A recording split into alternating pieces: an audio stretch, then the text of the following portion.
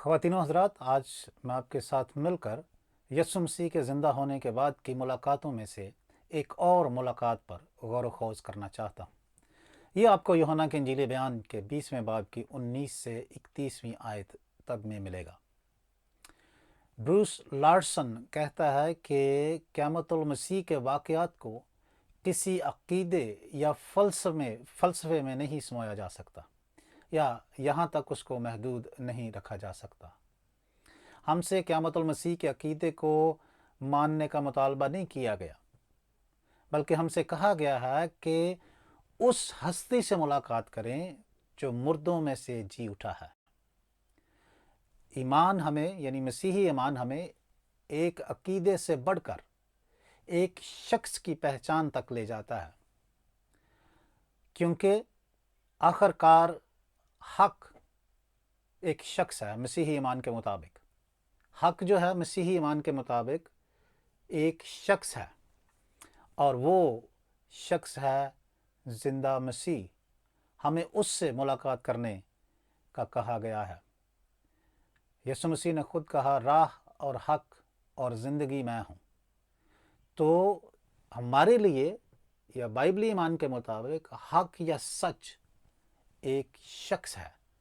हमें उससे मुलाकात करनी है और उससे मिलना है। क़यामतुल मसीह के दिन शागिर्द जो हैं वो खौफज़दा होकर एक कमरे में बंद हैं, और यीशु उनके सामने आ खड़ा होता है और उन्हें कहता है कि तुम्हारी सलामती हो। फिर वो उन्हें अपना बदन दिखाता है, अपने ज़ख्म दिखाता है। आजकल बहुत से लोग बहुत सारे बंद दरवाज़ों के अंदर छुपे हुए हैं। वो खौफ, बेएतमादी या मायूसी के बायस अपने आप को इन कमरों में बंद कर लेते हैं। यह हवाला जिसका मैंने आपकी खिदमत में ज़िक्र किया है, हमें यीशु की क़यामत की कुदरत के बारे में 3 चीज़ें सिखाता है, और मैं उन्हीं पर गौर करना चाहता हूँ। पहली बात जो है वो है कि यीशु मसीह की सलामती, पीस। यीशु मसीह बंद दरवाज़ों के अंदर दाखिल हो जाते हैं, और इससे पहले उसके शागिर्द या रुसला अपने आप को एक कमरे में बंद किए हुए हैं, और हर कदम की आवाज़ मैं समझ सकता हूँ कि उनके लिए जानलेवा साबित हो सकती थी, या वो यूं उसको समझते थे। वो लोगों का सामना नहीं कर पा रहे थे। उनकी नज़र में शायद सब कुछ बेकार था। 3 साल जो उन्होंने सेलिब्रिटी स्टेटस आप कह लें एंजॉय किया था, जिससे लुत्फ़अंदोज़ हुए थे, और अपनी ज़िंदगी में यीशु के साथ मिलकर बहुत अजीब काम देखे थे। हज़ारों लोग उनके पीछे पीछे चलते थे, और फिर यीशु मसीह की गिरफ्तारी, उसकी तस्लीब और मौत ने यह सब कुछ बदल दिया, और उन्होंने अपने आप को बंद दरवाज़ों के अंदर मुक़य्यद कर लिया। इसी दौरान दरवाज़े पर एक ज़ोरदार दस्तक होती है।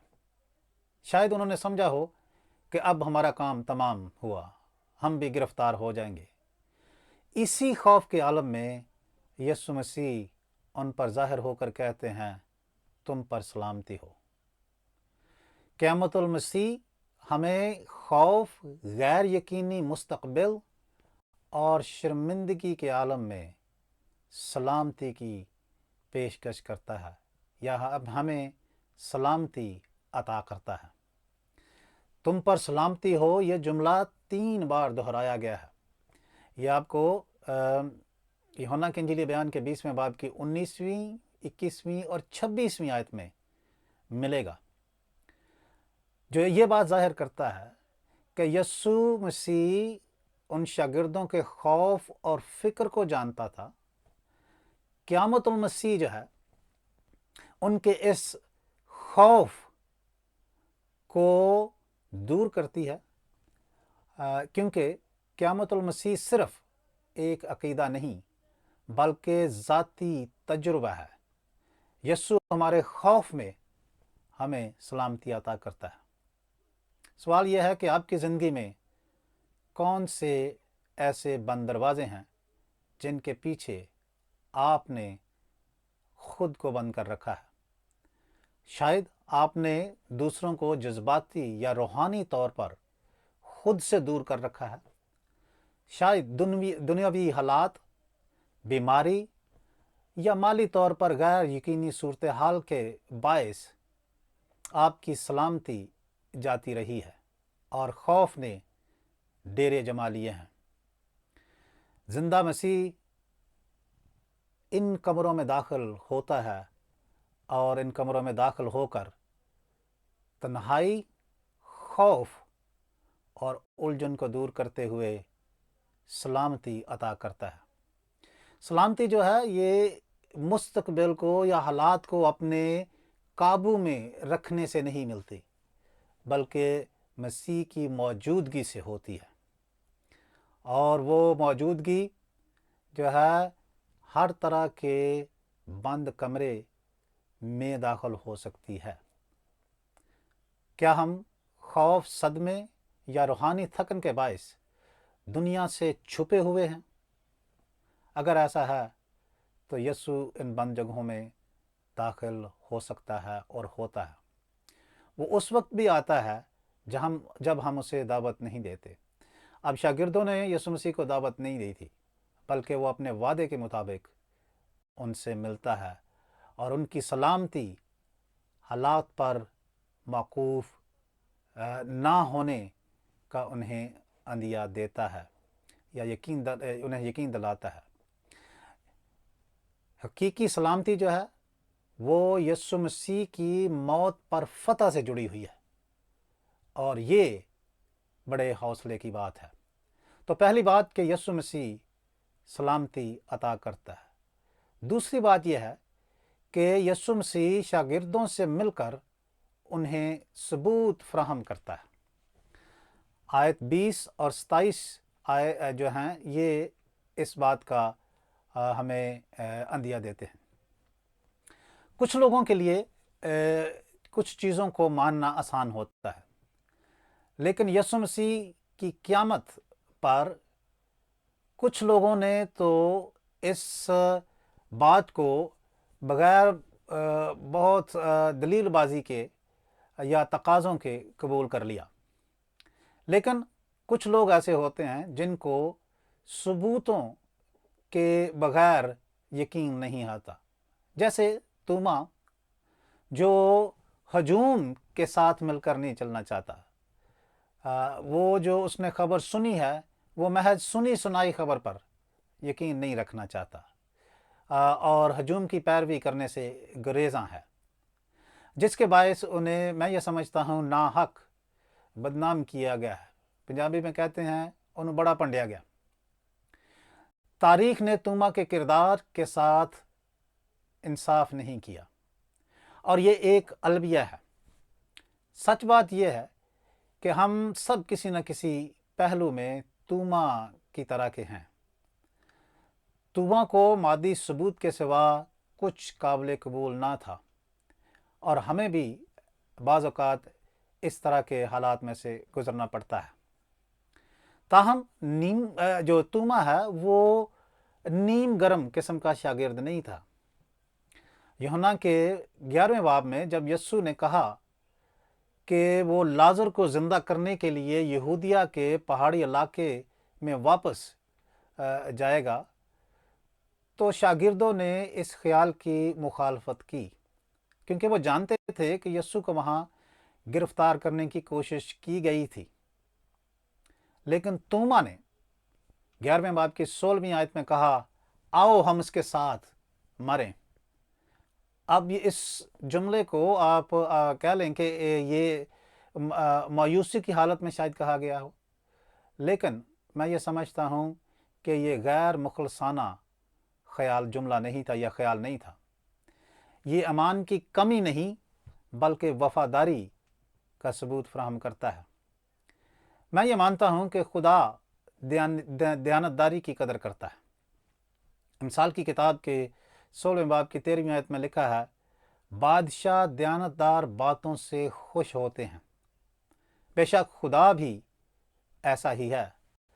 اور میں یہ بھی مانتا ہوں کہ جو ڈھونڈتا ہے اسے ملتا ہے۔ استثنا کی کتاب کے 4 باب کی 29ویں آیت میں لکھا ہے کہ اگر تو وہاں سے خداوند اپنے خدا کو ڈھونڈے تو وہ تجھے ملے گا، اگر تو اپنے سارے دل اور ساری جان سے تلاش کرے تو وہ تجھے مل سکتا ہے یا تو اسے پا سکتا ہے۔ اگرچہ ہم ایمانداری سے اپنے اندر شکوک و شبہات رکھتے ہیں اور ان کو ایمانداری سے خدا کے سامنے پیش کرتے ہیں، تو میں یہ سمجھتا ہوں خدا ان شکوک و شبہات کو جانتا ہے اور وہ ہمیں ان جوابات کی طرف لے جائے گا جو ہمیں مطمئن کر پائیں گے، یا اگر مطمئن نہ بھی کر پائیں پوری طرح سے تو کم از کم وہ ہمیں سلامتی اور شانتی بخش سکتا ہے۔ اس لیے توما کا شک با مقصد قسم کا شک تھا۔ اس کا مقصد سچائی کو جاننا تھا۔ اس کا شک ایمان کی کمی نہیں بلکہ ایسے ایمان کی تلاش ہے جو حقیقت پر مبنی ہو، نہ کہ خیالی تصورات پر۔ حقائق کو ماننا آسان ہوتا ہے، مگر سچائی یا حق یہ ایک مختلف بات ہے۔ سچائی کو محسوس اور تسلیم کرنا ہوتا ہے۔ یسوع جانتا تھا کہ توما اپنے ایمان کے سفر میں کہاں کھڑا ہے۔ توما کو ثبوت کی خواہش تھی اور اس خواہش پر یسوع مسیح نے اس سے ملاقات کر کے اسے ڈانٹا نہیں ہے بلکہ دعوت دی ہے، اور وہ یہ دعوت ہے کہ وہ خود آ کر یقین کر لے اور خود دیکھ لے۔ لہٰذا اگر کوئی شخص مسیحی سفر میں، ایمان کے سفر میں شک کرتا ہے یا سوالات اٹھاتا ہے تو برائے مہربانی اسے ایمان کے دائرہ سے خارج نہ کریں، بلکہ اس کی مدد کرے کہ وہ ایمان کی راہ میں آگے بڑھے اور اس کے سوالات اور شکوک و شبہات کے لیے ثبوت فراہم کرنے کی کوشش کریں۔ قیامت المسیح ایک خوشخبری ہے، کیونکہ یسوع ہمارے شک اور غیر یقینی حالت میں آتا ہے تاکہ ہم اسے خود جان لیں شخصی طور پر۔ یہ دعوت ہے کہ اسے جی اٹھے نجات دہندہ کے طور پر ہم پہچانیں۔